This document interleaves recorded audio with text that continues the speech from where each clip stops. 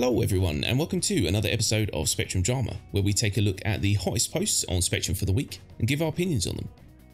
Yeah, so before we get started, we wanted to thank you all for bearing with us in this difficult time with Cryoco's PC exploding.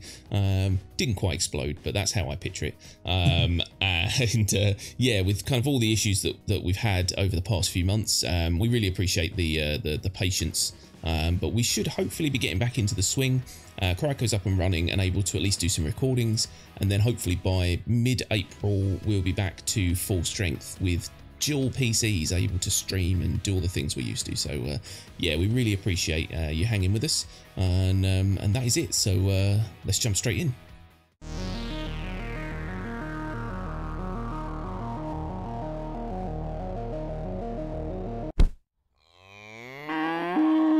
Okay, so first up we've got a post from the amazing Flight Lizard, which is awesome. I love that name. And it says palletized seating in place of cargo.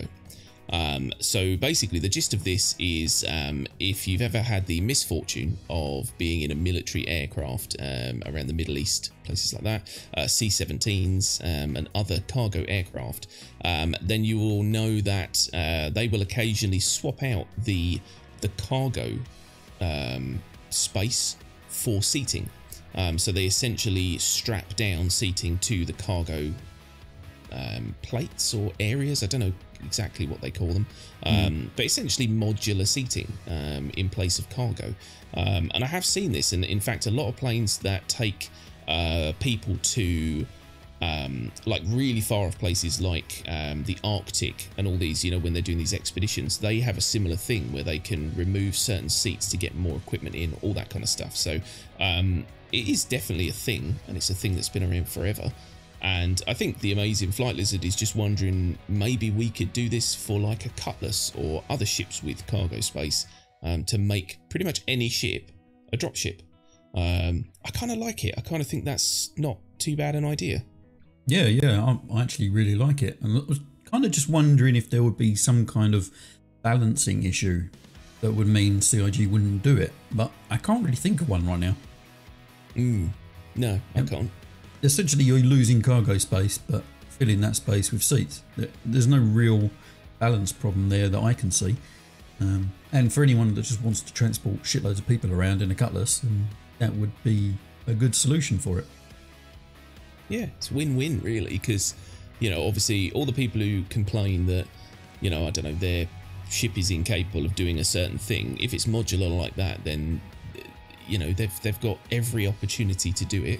And some of these ships would make good, you know, troop transports with that option in it. You know, like a Cutlass Black, you know, wouldn't be a terrible place to put your troops. Yeah, I don't know. I think it's a good idea, and I think that obviously they have plans to have a lot of these ships modular in the future. But this seems like it should be an easy option, or like maybe not an easy thing to code, but once they've done it, it should be an easy thing to implement, I would have thought. Yeah, they could go real technical with the coding, and maybe get it in a way so that, I mean, you could really troll some people. You get a whole, you know, pallet of seats full of people. You disengage the magnetic lock, open the back doors, everyone goes flying out. That would be amazing. I'd love to see that. That'd be hilarious. I want to see it on a Nomad. Can you imagine? Yeah. Just like proper redneck, sort of like some sort of a back trailer. You've got all your family in the back, you know. It'll be the space, you know, in films you see like trucks driving down the road towards Mexico or whatever, and there's a bunch of people sitting in the back of a truck, just sitting on the bed. It'll be the space equivalent of that. It'll be like a ute with just loads of people in the back. That'd be amazing. Or if you see a Nomad with some cloth tech over the back of it, you know that they're traveling, they're transporting illegal immigrants over a border somewhere. That's terrible, but it's possible. I mean, I'd do it if I've got a Nomad. I mean, you know, if anyone needs to get into somewhere, you know, they're not supposed to be, if you've got some cloth tech handy, we'll give it a crack. Yeah. Cool. So next up, we've got a post from Kilby or Kyle B. I don't know. And it says the player atmosphere is much more optimistic in game. So I would recommend for those of you who are fighting to remain optimistic on here to just leave the forums and play the game. So the people here on the forums are just here to complain for the most part, which, let's be honest, is, say, 85% true. And friendly advice for the day: the community in-game is light years better than what the bad apples make it seem like on here. Definitely true. I mean, you see people helping each other in-game, you see people asking questions that just get an immediate answer without too much sarcasm. Here, you will get at least half or maybe 60-70% of the comments will just be people trolling because they're bored. Yeah, I mean, that goes for pretty much any forum, really. People come to these to give some feedback or just to whinge and cry about things. People that are enjoying themselves don't tend to go on the forums too much, and they just play the game. That's just kind of standard practice for any game forum or just any forum in general as it is, you know. Yeah, forums are where you put your bad thoughts, and the good thoughts go into actually playing the thing. Yeah, I mean, you know, anywhere you go on the internet, you will find people who've got something to say. The problem with the internet is because it's anonymous. I mean, don't get me wrong, the game is anonymous, but for some reason, people feel much more obliged to play their character in game and maybe not be dicks. Yeah, anywhere on the internet, you know, if people have got the option to tell you something nasty without any repercussions, they're probably going to do it. I think what's funny as well is that you see how the community comes together just in the first posts alone, where someone's like, you know, there's no point in being negative in game, blah blah blah blah blah, and then there's other people going, you're one of the top trolls around. It's like, yeah, I'm sure, and your mum smells, and you know, it just starts to get a bit daft, and you're like, come on, people. I know we take the piss out of Spectrum quite a lot. It is a very, very useful tool. It's kind of like, imagine you needed to start a fire, or you were going to die, and you had a box of matches, but there's one match in there that works, and the rest of them, when you strike them, just says, you're useless, or you'll never amount to anything. Can you imagine that? That is Spectrum, pretty much. There's a lifesaver in there somewhere. It's just buried in a bunch of nasty comments. Yeah, that's the problem.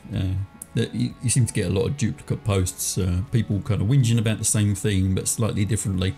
And you get wall-to-wall posts of just the same topic over and over again. That's just not useful to anyone, really. No, and it is funny as well, because when we obviously come to pick our topics, I mean, generally we'll take the most upvoted.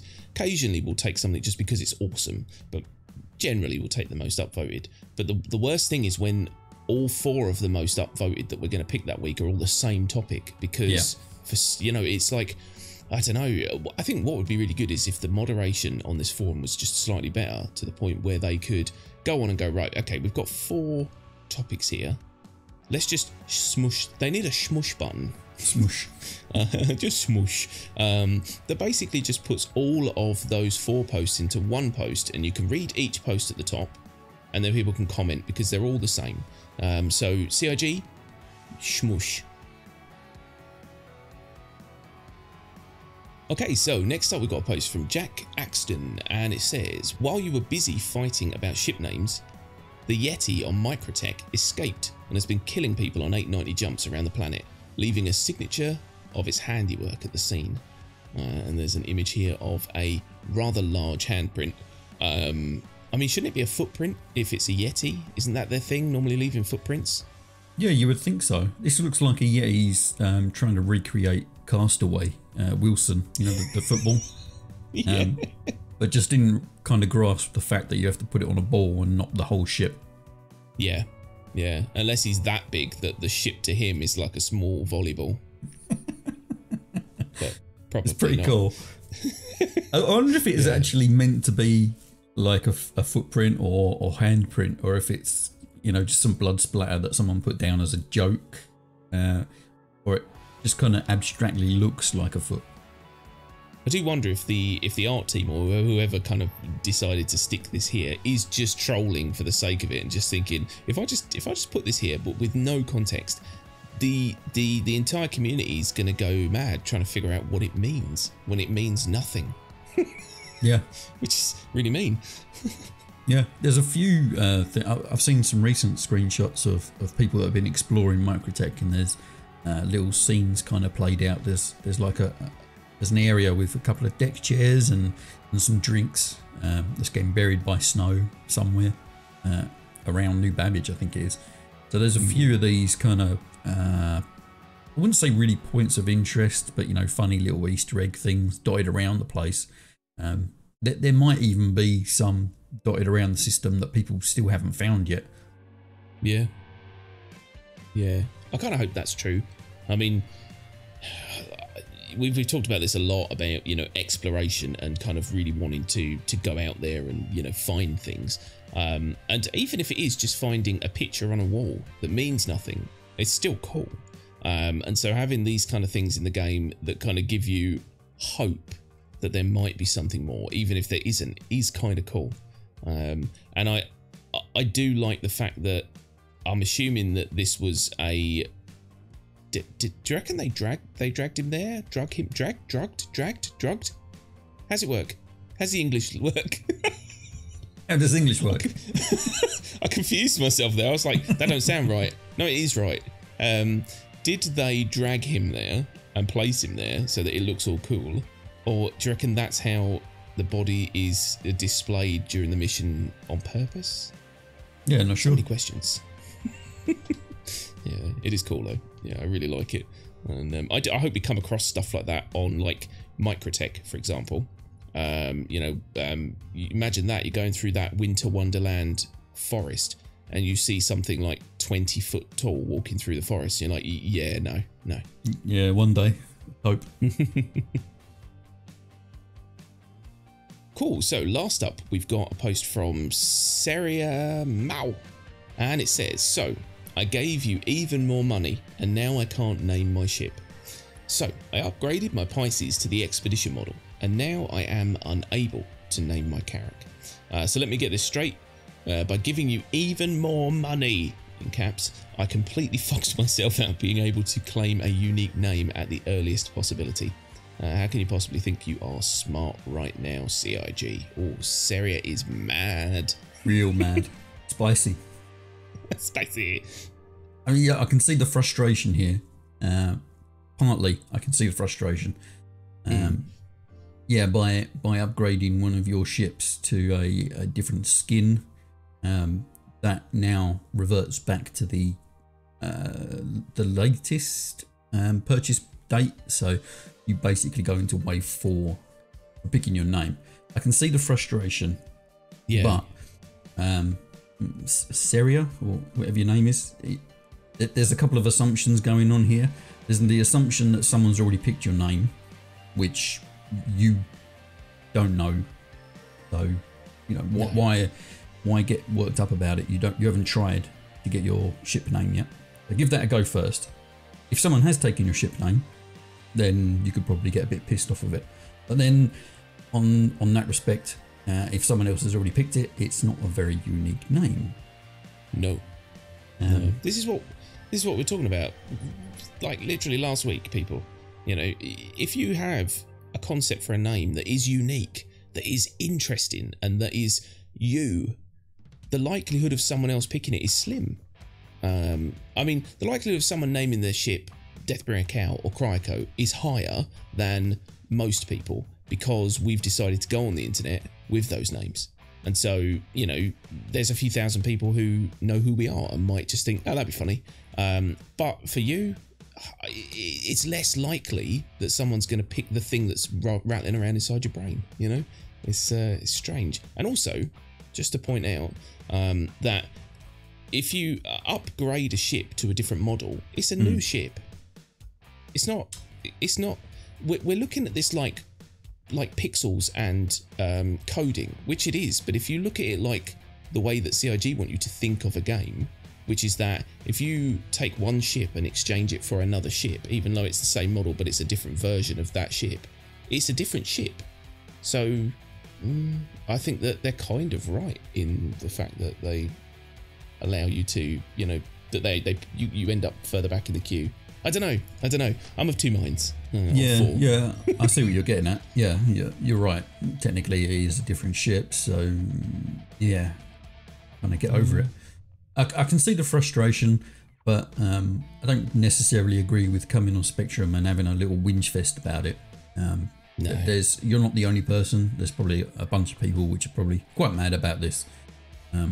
We've kind of expressed our views on the whole naming thing at the moment, and I don't really want to get into that again because I'm getting bored of the whole naming thing already. I haven't even named the ship yet. I'm getting bored of it. Yeah. But they've already said that they're going to iterate on this. There's a high probability that names might even get wiped and you have to pick it again, in which case it might be even more tricky, because if you've picked a really good name, someone's remembered that name, and then names get reset, someone else might pick your awesome name because they liked it better than the one that they chose. I don't know if that makes sense, but yeah, I mean it's early days for the naming thing, and I really don't understand why everyone's getting so hot under the collar about it. Yeah, and it makes me laugh as well that there's sort of posts where it's like, we told them how stupid this was, and like, yeah, but we're just random people on the internet. Why the fuck would they listen to us? They obviously have a plan, and I mean, all right, fair enough, the plan does look stupid, and it is likely that they're going to have to, like you said, reiterate on this, and you know, there's going to be some changes made. But I think the problem is that your point comes across less smart when you have like 4 swear words in your post and you keep calling people idiots and you know question your life choices. They're making a game, for goodness sake. Yeah, that's a bit strong. No wonder these people don't come onto Spectrum anymore and read this stuff, because would you really want to read stuff about yourself that's like this? You know, it's unfair, really. And I know it's not like me normally to stick up for people on Spectrum, but you know, you're saying they should question their life choices, but you're on the internet having a go at a bunch of people you've never met. It's really sad. So I think we need to kind of rein it in a bit. If we've got a problem with a part of the game, we need to be more constructive with our criticism. I think that's really the takeaway from this. And we do agree that it is frustrating, but you know, taking your frustration out on some strangers, just, it's not going to do anything. So but yeah, what can you do? I hope you get your name. yeah I did see a brief interview with Xylo actually, and he was saying that even some people within CIG, when they heard about this coming up, were a bit against it for various reasons. So I'm sure they're aware of everyone's apprehensions about this naming system. They've even expressed some themselves within CIG. I'm sure they're going to iterate on it and yeah, to see how it looks in the future, I think.